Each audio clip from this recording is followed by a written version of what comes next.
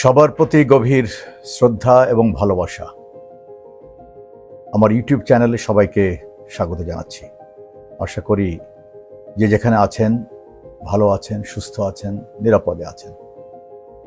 এর আগের পর্বে আমরা লাজুকতা এবং সামাজিক ভীতি নিয়ে আমরা আলোচনা করেছি।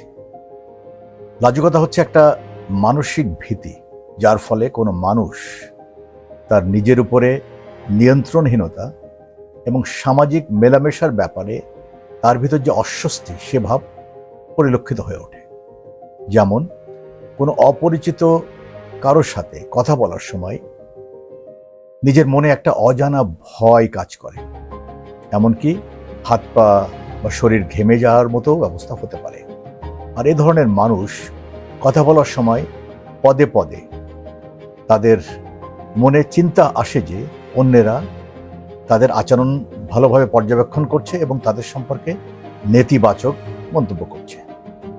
লাজুক মানুষের আত্মবিশ্বাসের মান খুব নিচু হয়, আর তাই অতি লাজুক মানুষ কোনো ক্ষেত্রেই বিকাশ লাভ করতে পারে না।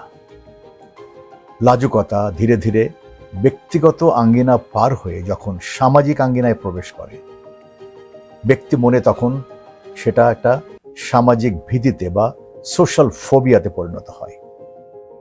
লাজুকতা এবং সামাজিক ভীতি, শাইনেস অ্যান্ড সোশ্যাল ফোবিয়া কি তা নিয়ে আমরা এর আগের পর্বেই আলোচনা করেছি। এ ধরনের ভীতিমূলক মানসিকতা দূর করতে হলে মানুষের মনে লাজুকতা ও সামাজিক ভীতি গড়ে ওঠার কারণসমূহ আমাদের খুব জানা দরকার।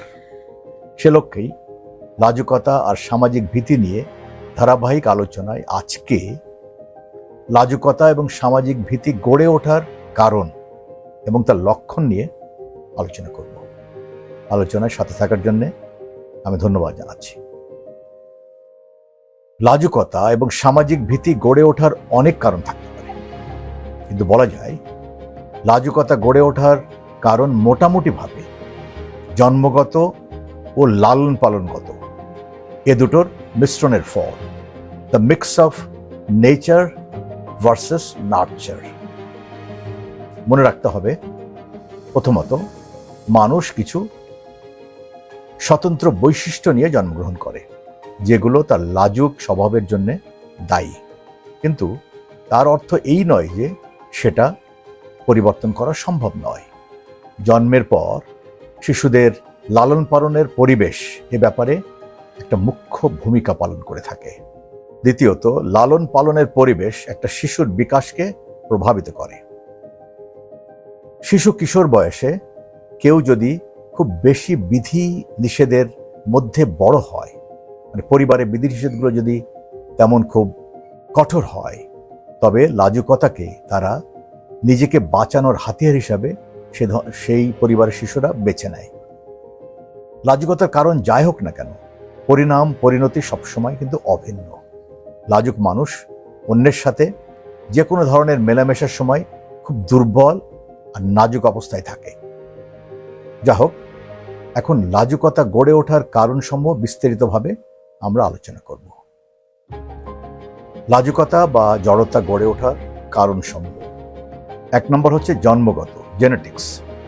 গবেষণায় দেখা যায় 15 থেকে 20% শিশু এ ধরনের মনোভাব নিয়ে জন্মগ্রহণ করে। তাছাড়াও পরবর্তীতে প্রচলিত সামাজিক রীতিনীতি এ ধরনের মনোভাব গড়তে মুখ্য ভূমিকা বা সহায়ক ভূমিকা পালন করে থাকে। আমাদের সংস্কৃতিতে লজ্জা নারীর ভূষণ এমন কথা প্রচলিত আছে, এটা লাজুকতার সামাজিক স্বীকৃতির শামিল বলা যায়। 2 নম্বর, বাবা মায়ের অতি কড়া শাসন বা অতি রক্ষণশীল মনোভাব, ওভার প্রোটেক্টিভ প্যারেন্টস। মা বাবার এ ধরনের আচরণ শিশুদের মনে জড়তা গড়ে উঠতে সহায়তা করে। শিশুরা যদি স্বাধীনভাবে জীবনের বাস্তবতার সম্মুখীন হতে না পারে, তবে তাদের মধ্যে সামাজিকতার মনোভাব গড়ে ওঠে না। শিশুদেরকে অত্যাধিক কঠোর নিয়ম শৃঙ্খলার মধ্যে পালন না করে তাদেরকে একটা ভালোবাসাপূর্ণ নিরাপদ পরিবেশে মানুষ করলে তারা তাদের চারপাশে সবার সাথে মেলামেশা করতে স্বাচ্ছন্দ্য বোধ করে।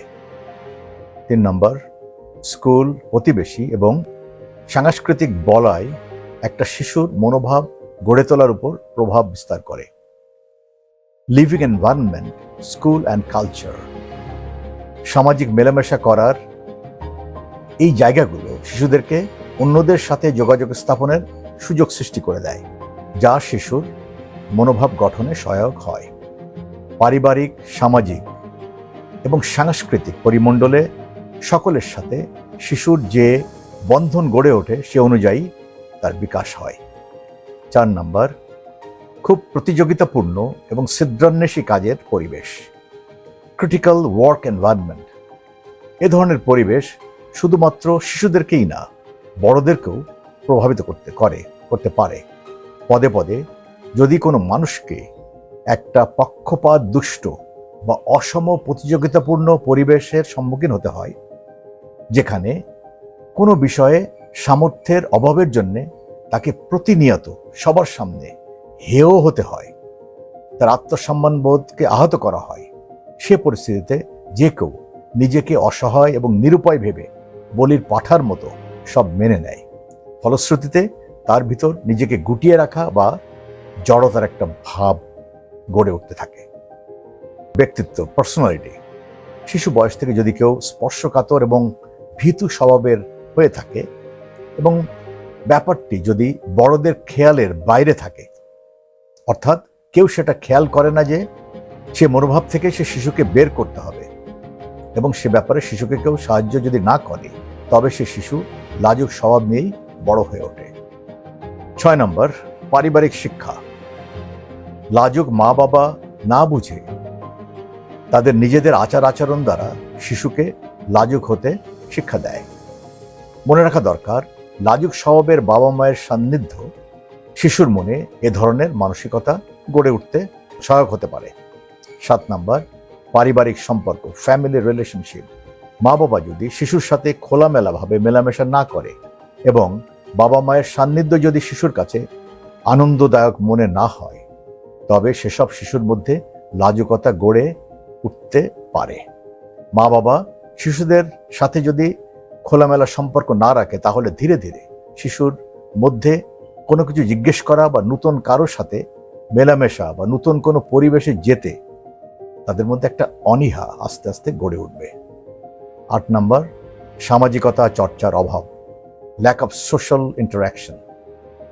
শিশুকে যদি অন্যান্য বন্ধুদের সাথে খোলাখুলিভাবে মেলামেশা করতে না দেওয়া হয়, তাহলে শিশুর মধ্যে ধীরে ধীরে সামাজিকতার একটা ভীতি তৈরি হবে। 9 নম্বর, শক্ত সমালোচনা, হার্শ ক্রিটিসিজম। কোনো শিশু যদি বিশেষ করে তার পরিবারে মা বাবা, বড় ভাই বোন বা পারিবারিক কোনো বন্ধুর কাছ থেকে সবসময় সমালোচনা বা তুচ্ছ ঘটনার জন্য তিরস্কার পেতে থাকে, তবে সে শিশু অসহায়ের মতো নিজেকে গুটিয়ে নিয়ে লাজুক স্বভাবের হয়ে উঠতে বাধ্য হবে। 10 নম্বর, অকৃতকার্যতার ভীতি, ফিয়ার অফ ফেলিয়ার। শিশুকে যদি তার সাধ্যের অতিরিক্ত কোনো কাজ করতে দেওয়া হয়, তাহলে এই অনিবার্য অকৃতকার্যতা শিশু মনে একটা ভীতি সৃষ্টি করবে। ফলশ্রুতিতে সে নিজের প্রতি বিশ্বাস হারিয়ে নিজেকে গুটিয়ে নেবে। এখন আমরা আলোচনা করব যে সামাজিক ভীতি বা সোশ্যাল ফোবিয়া কাদের হয় এবং কেন হয়। আমরা আগেই জেনেছি, ব্যক্তিগত পর্যায়ের লাজুকতা থেকে ধীরে ধীরে সামাজিক ভীতির জন্ম হয়। এই ব্যাধিতে বেশি আক্রান্ত হয় তারাই যারা 1 নম্বর, লোক সমক্ষে নিজেদের ব্যবহার সম্পর্কে সবসময় অতি মাত্রায় সচেতন থাকে। লোকে কি বলে, লোকে কি ভাবে, এই সমস্ত ব্যাপারে অতি সচেতন থাকে এবং অল্প একটুতেই যারা নিজের উপরে বিশ্বাস হারিয়ে ফেলে। 3 থেকে 7 বছর বয়সে কিছু লাজুকতা স্বাভাবিকভাবেই শিশুদের মধ্যে থাকাটাই স্বাভাবিক। কিছু কিছু বিশেষজ্ঞ মনে করেন যে জীবনের এই অধ্যায় থেকে বেরিয়ে এগোতে না পারলে শিশুর মনের লাজুকতা সামাজিক ভীতি বা সোশ্যাল ফোবিয়াতে পরিণত হয়। সামাজিক ভীতি গড়ে ওঠার কিছু কারণ। সামাজিক ভীতি গড়ে ওঠার জন্য কোনো একটি কারণ দায়ী নয়। গবেষকগণ অনেকগুলো বিষয় চিহ্নিত করেছেন। সাধারণ লাজুকতা তেমন কোনো চিন্তার বিষয় নয়, তবে চরম লাজুকতা সামাজিক ভীতির কারণ হতে পারে। সামাজিক ভীতি সৃষ্টি হওয়ার কিছু কারণ নিয়ে আমরা আলোচনা করব। 1 নম্বর, সামাজিক ভীতি সম্পন্ন কোনো আপনজনদের লাগাতার সান্নিধ্য। সেটা হতে পারে মা বাবা বা ভাই বোন। এই ধরনের সান্নিধ্যে যদি শিশু বড় হয়, তাহলে তার মনের মধ্যেও এই সামাজিক ভীতি তৈরি হবে। 2 নম্বর, বাবা মায়ের নেতিবাচক কার্যকলাপ, যেমন লাগাতার দুর্ব্যবহার, অত্যাধিক কড়া শাসন, উদ্বিগ্নপূর্ণ পরিবেশে সন্তান লালন পালন করা ইত্যাদি। 3 নম্বর, অন্যের সাথে সম্পর্ক রাখতে অনীহা। এটা অবশ্য স্বভাবগত হতে পারে। 4 নম্বর, শারীরিক, মানসিক বা আবেগজনিত নির্যাতন, অ্যাবিউজ। শিশু কিশোর বয়সে নির্যাতনের শিকার হলে পরিণত বয়সে সে শিশু এই ব্যাধিতে আক্রান্ত হওয়ার সম্ভাবনা তার মধ্যে থেকে যায়। 5 নম্বর, মানসিক বা শারীরিক আঘাত, ট্রমা। কারো যদি নেতিবাচক অভিজ্ঞতা, post traumatic stress disorder, PTSD, এ ধরনের অভিজ্ঞতা থাকে, তবে তার সামাজিক ভীতি এবং পরবর্তীতে সামাজিক দুর্ভীতি ব্যাধি বা সোশ্যাল অ্যাংজাইটি ডিসঅর্ডার, সংক্ষেপে এসএডি, সেটার জন্মের কারণ হতে পারে। 6 নম্বর, সঙ্গীদের সাথে খারাপ সম্পর্ক। এ ধরনের পরিস্থিতি দীর্ঘায়িত হলে মানুষ ধীরে ধীরে নিজেকে গুটিয়ে নেয় এবং তার মধ্যে একটা সামাজিক ভীতির জন্ম নেয়। 7 নম্বর, দুর্বল আত্মসম্মান বোধ। নিজের উপর বিশ্বাসের অভাব যে কারো মনে এ ধরনের সামাজিক ভীতির জন্ম দিতে পারে। লাজুকতা এবং সামাজিক ভীতির কিছু উদাহরণ। লাজুকতা এবং সামাজিক ভীতির লক্ষণসমূহ কোনো মানুষের বয়স এবং মানসিক শক্তির উপর ভিত্তি করে প্রতিভাত হয়ে ওঠে, পরিষ্কার হয়ে ওঠে। যা হোক, লক্ষণগুলো চিহ্নিত করতে পারলে ব্যবস্থা গ্রহণ করা সহজ হয়। প্রথমে আমরা লাজুকতার কিছু উদাহরণ বা লক্ষণ নিয়ে আলোচনা করব। 1 নম্বর, নিজেকে লুকিয়ে রাখা, ব্লেন্ডিং ইনটু দ্য ব্যাকগ্রাউন্ড। যেমন লজ্জায় স্কুলে হাত উঁচু করে কারো দৃষ্টি আকর্ষণ করা থেকে বিরত থাকা কোনো প্রশ্ন জিজ্ঞেস করার সময়, বা সবার সাথে খেলার সময় মাঠে না যেয়ে নিজেকে কোনোখানে আলাদা করে লুকিয়ে রাখা। এ ধরনের শিশু সবসময় একাকী সময় কাটাতে ভালোবাসে। 2 নম্বর, বড়দের মধ্যে এড়িয়ে চলার একটা ভাব, অ্যাভয়েডেন্স ইন অ্যাডাল্টস। লাজুক মানুষ নিজেদের কাজে ব্যস্ত থাকতে পছন্দ করে। তারা কথোপকথন করতে অনীহা প্রকাশ করে এবং যেখানে সবার সামনে কিছু করতে হবে বা বলতে হবে তেমন পরিবেশ তারা এড়িয়ে চলে। তারা কেবল 2-1 জন বন্ধু বা পরিবারের সদস্যদের সাথে থাকতে ভালোবাসে। 3 নম্বর, পরিস্থিতিগত, সিচুয়েশনাল। লাজুক একজন শিশু বা যুবক কোনো অনুষ্ঠান বা পারিবারিক মেলামেশার সময় যদি তার পছন্দনীয় কেউ থাকে, তবে সে খুব আলাপচারিতার মাধ্যমে সময় কাটাতে পারে। অন্যথায় সে নিজেকে গুটিয়ে রাখে বা সে ধরনের অনুষ্ঠানে যোগ দেওয়া থেকে বিরত থাকে। এরপর আমরা সামাজিক ভীতিগ্রস্ত বা সোশ্যাল ফোবিয়াগ্রস্ত মানুষের কিছু আচরণ নিয়ে আলোচনা করব। 1 নম্বর, সন্দেহ এবং অনিশ্চয়তা, ডাউট অ্যান্ড আনসার্টেনটি। তাদের মধ্যে আত্মবিশ্বাসের অভাব প্রবল থাকে। এ ধরনের মনোভাব সম্পন্ন মানুষ সবসময় অপরের কাছের থেকে স্বীকৃতি এবং প্রশংসা আদায় করে নিতে চায়। এটা একটা দুর্বলতার বহিঃপ্রকাশ।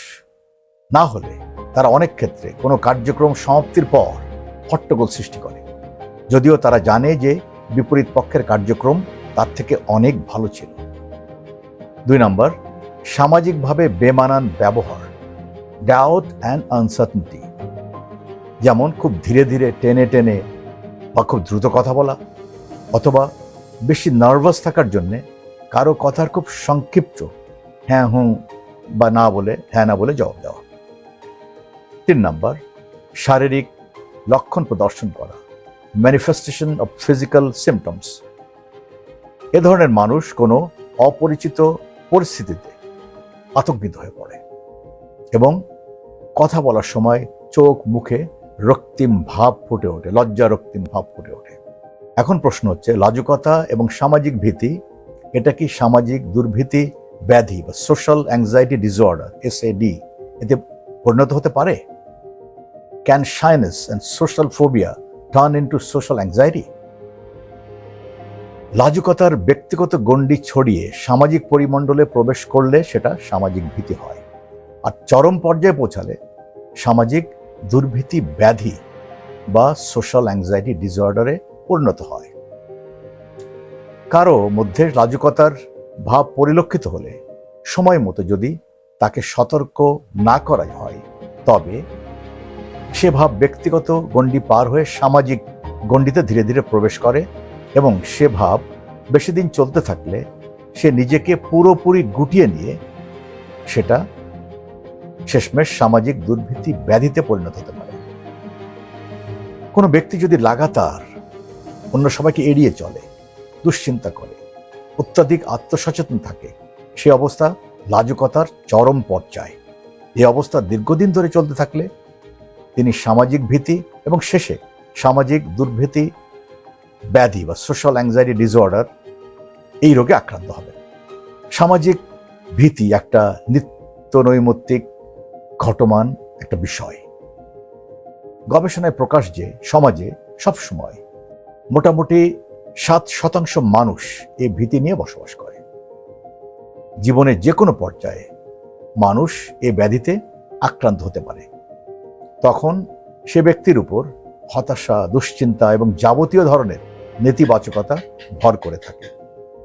শিশু বয়স থেকে অনেকের মধ্যে লাজুকতা গড়ে ওঠে। শিশু বয়সটা নরম কাদার মতো। সে বয়সেই শিশুদের মধ্যে লাজুকতা আর সামাজিক ভীতির ভাব পরিলক্ষিত হলে তখন থেকেই বাবা মা বা অভিভাবকেরা সতর্ক হওয়া একান্ত প্রয়োজন। National alliance for mental illness তাদের জরিপ মতে দেখা যায় যে দুশ্চিন্তা আর হতাশা, যেটা সাধারণত লাজুকতা থেকে অনেক বেশি মারাত্মক, সে ধরনের ব্যাধিতে আমেরিকাতে 3 থেকে 17 বছর শিশুর মধ্যে 7% শিশু আক্রান্ত হয়ে থাকে। এ ধরনের নেতিবাচক মনোভাব থেকে পরিত্রাণের জন্য শিশুদের প্রতি যত্নবান হতে হবে এবং তাদেরকে নিবিড়ভাবে পর্যবেক্ষণ করে শিশু লাজুক কিনা সেটা অবশ্যই বড়দের এবং অভিভাবকদেরকে নির্ধারণ করতে হবে। শিশুদের মধ্যে জড়তার কিছু লক্ষণ, এ বিষয়ে সবাইকে সতর্ক হতে হবে, কারণ শিশু বয়সে যদি সেটা আইডেন্টিফাই করা যায় তাহলে সে সম্পর্কে যাবতীয় ব্যবস্থা গ্রহণ করা সম্ভব হবে, সহজও হবে। লক্ষণগুলোর মধ্যে প্রথম হচ্ছে ভয় আর দুশ্চিন্তা জড়তার পরিচায়ক, কিন্তু এটা ঢালাওভাবে ধরে নেওয়া যাবে না। শিশু ভীতু হলেই তাকে লাজুক বলে গণ্য করা যাবে না। লক্ষ্য রাখতে হবে যে কোনো শিশু যদি একাকী থেকেও মনের খুশিতে খেলাধুলা করে, তবে তারা সবাই জড়তায় ভোগে না। এই কথাটা আমাদের মনে রাখতে হবে, অভিভাবকদের মনে রাখতে হবে। 2 নম্বর, শিশু যদি কখনোই বাবা মার সঙ্গ না ছাড়তে চায়, তাহলে এই ব্যাপারটা বা শিশুর এমন আচরণ জড়তার একটা প্রধান লক্ষণ, সেটা সত্যিকারের উদ্বেগের বিষয়। 3 নম্বর, লাগাতার লেখাপড়ায় খারাপ ফল করা এবং কারোর সাথে বন্ধুত্ব না করা। যে সমস্ত শিশু লাগাতার লেখাপড়ায় খারাপ ফল করে এবং কারোর সাথে বন্ধুত্ব স্থাপন করা তাদের জন্য কষ্টকর মনে হয়, সে সমস্ত শিশুকে লাজুক বলে ধরে নিতে হবে। এছাড়াও যে সমস্ত শিশু নানাভাবে উৎপীড়নের শিকার হয়েছে, তাদের মধ্যেও লাজুকতা এবং জড়তা ভর করতে পারে। এছাড়া কোনো শিশু যদি লাগাতার অবহেলা, উপহাস এবং বিদ্রূপের শিকার হয়, তবে সে শিশু তার লাজুক ভাবকে আড়াল করার জন্য মারমুখীও আচরণ করতে পারে। অবহেলার শিকার হওয়া শিশু নিজেকে গুটিয়ে নিয়ে লাজুকতার চাদরের নিচে অবস্থান নেওয়াটাই স্বাভাবিক।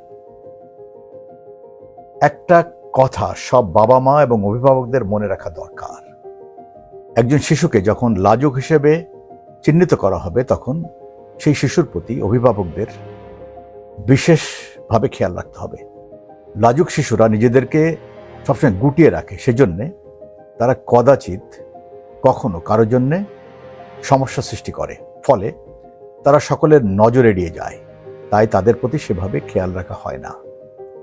তাই শিশুদের মধ্যে লাজুকতা ভাব পরিলক্ষিত হলে তাদের দিকে বিশেষভাবে খেয়াল রাখতে হবে এবং তাদেরকে নানা কাজকর্মে জড়িত করে তাদের প্রতিক্রিয়া পরীক্ষা করে উপযুক্ত ব্যবস্থা গ্রহণ করা খুবই জরুরি। আজকের আলোচনায় সাথে থাকার জন্য ধন্যবাদ। পরবর্তী পর্বে আমরা লাজুকতার ইতিবাচক এবং নেতিবাচক দিকগুলো নিয়ে আলোচনা করব। আশা করি আপনারা সাথে থাকবেন। এ ধরনের জীবন ঘনিষ্ঠ বিষয়, যেটা আমি মনে করি সব বয়সী এবং শ্রেণী পেশার মানুষের জন্য জরুরি, সে বিষয়গুলো আমি এবং আমার টিম সরাসরি আমরা স্কুল, কলেজ, ইউনিভার্সিটি এবং কর্পোরেট হাউসগুলোতে ক্লাস বা সেমিনারের মাধ্যমে আলোচনা করে থাকি। এই ধরনের আলোচনায় অ্যাকশন করার সুযোগ থাকে বলে আলোচনাগুলো অনেক কার্যকরী হয়। এ ধরনের আলোচনা দরকার হলে দয়া করে লিখে জানাবেন। আমার চ্যানেল যদি আপনাদের ভালো লাগে তাহলে চ্যানেলটি সাবস্ক্রাইব, লাইক আর মন্তব্য করে সাথে থাকবেন আশা করি। সবাই ভালো থাকুন, শান্তিতে থাকুন, মানবতার জয় হোক। সবাইকে ধন্যবাদ ও কৃতজ্ঞতা। Humanity is human religion.